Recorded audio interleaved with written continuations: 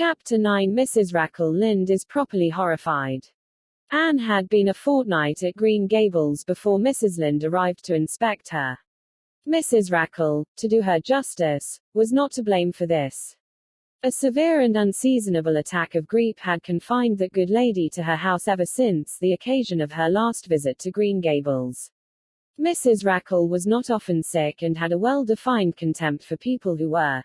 But grippe, she asserted, was like no other illness on earth and could only be interpreted as one of the special visitations of Providence.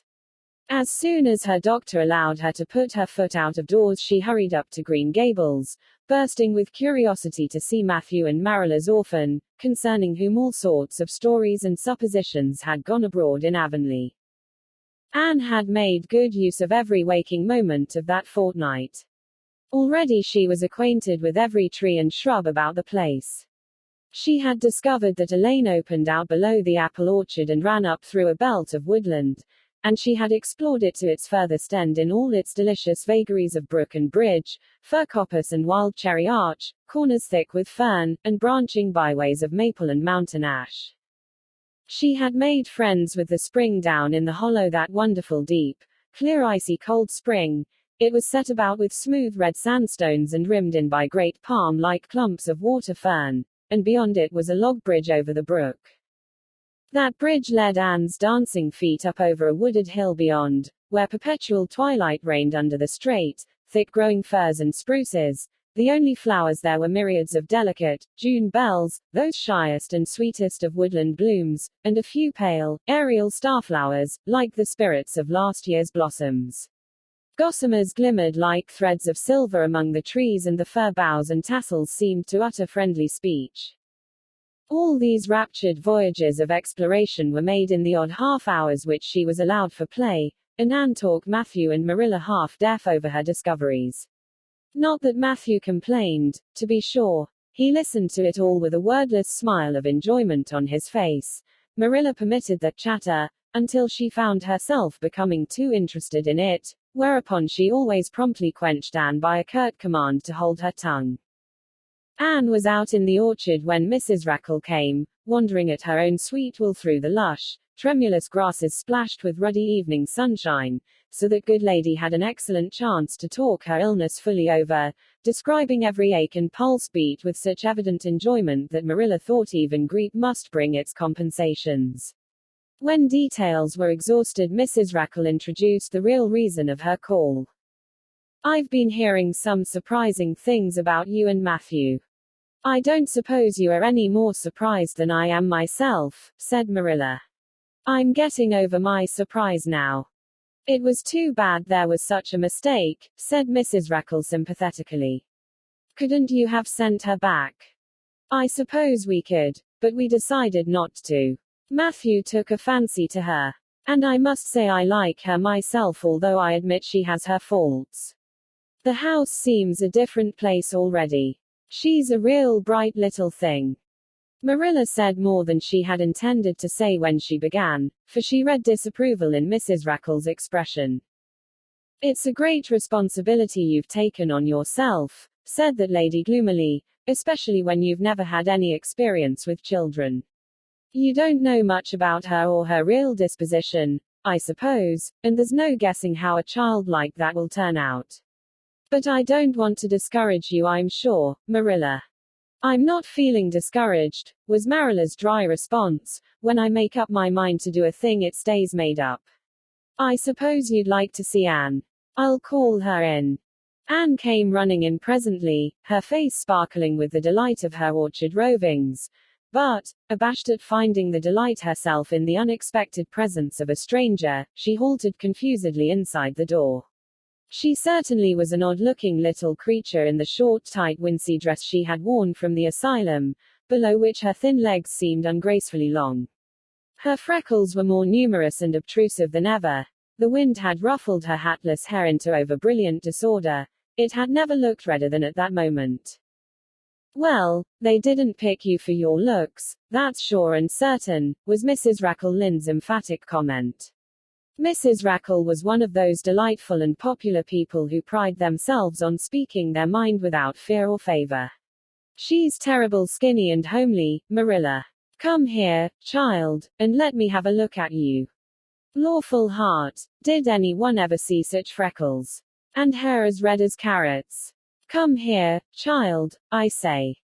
Anne came there, but not exactly as Mrs. Rackle expected. With one bound she crossed the kitchen floor and stood before Mrs. Rackle, her face scarlet with anger, her lips quivering, and her whole slender form trembling from head to foot. I hate you, she cried in a choked voice, stamping her foot on the floor. I hate you, I hate you, I hate you, a louder stamp with each assertion of hatred. How dare you call me skinny and ugly? How dare you say I'm freckled and redheaded? You are a rude, impolite, unfeeling woman. Anne, exclaimed Marilla in consternation. But Anne continued to face Mrs. Rackle undauntedly, head up, eyes blazing, hands clenched, passionate indignation exhaling from her like an atmosphere. How dare you say such things about me? She repeated vehemently. How would you like to have such things said about you? How would you like to be told that you are fat and clumsy and probably hadn't a spark of imagination in you? I don't care if I do hurt your feelings by saying so. I hope I hurt them. You have hurt mine worse than they were ever hurt before, even by Miss Homer's intoxicated husband. And I'll never forgive you for it, never, never. Stamp, stamp. Did anybody ever see such a temper? Exclaimed the horrified Mrs. Rackle. Anne, go to your room and stay there until I come up, said Marilla, recovering her powers of speech with difficulty. Anne, bursting into tears, rushed to the hall door, slammed it until the tins on the porch wall outside rattled in sympathy, and fled through the hall and up the stairs like a whirlwind. A subdued slam above told that the door of the east gable had been shut with equal vehemence. Well, I don't envy you your job bringing that up, Marilla, said Mrs. Rackle with unspeakable solemnity. Marilla opened her lips to say she knew not what of apology or deprecation. What she did say was a surprise to herself then and ever afterwards. You shouldn't have twitted her about her looks, Rachel. Marilla Cuthbert, you don't mean to say that you are upholding her in such a terrible display of temper as we've just seen? Demanded Mrs. Rackle indignantly. No, said Marilla slowly, I'm not trying to excuse her. She's been very naughty and I'll have to give her a talking to about it. But we must make allowances for her. She's never been taught what is right. And you were too hard on her, Rachel. Marilla could not help tacking on that last sentence, although she was again surprised at herself for doing it. Mrs. Rackle got up with an air of offended dignity. Well, I see that I'll have to be very careful what I say after this, Marilla, since the fine feelings of orphans, brought from goodness knows where, have to be considered before anything else.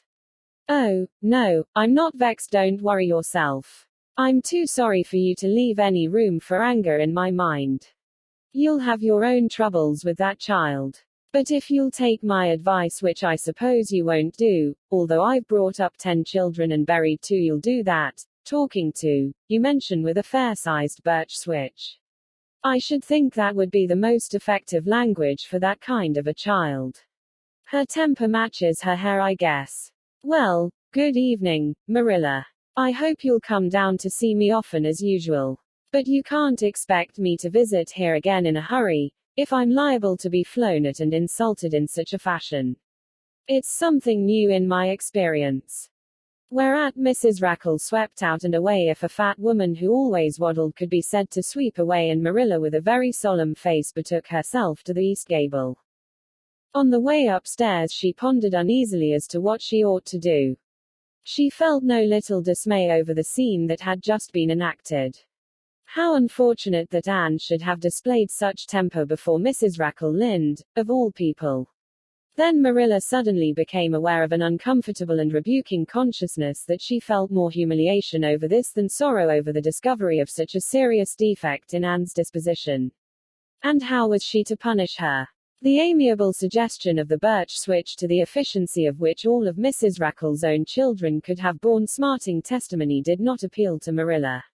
She did not believe she could whip a child. No, some other method of punishment must be found to bring Anne to a proper realization of the enormity of her offense. Marilla found Anne face downward on her bed, crying bitterly, quite oblivious of muddy boots on a clean counterpane. Anne, she said not ungently. No answer. Anne, with greater severity, get off that bed this minute and listen to what I have to say to you. Anne squirmed off the bed and sat rigidly on a chair beside it, her face swollen and tear-stained and her eyes fixed stubbornly on the floor. This is a nice way for you to behave. Anne, aren't you ashamed of yourself? She hadn't any right to call me ugly and red-headed, retorted Anne, evasive and defiant. You hadn't any right to fly into such a fury and talk the way you did to her, Anne.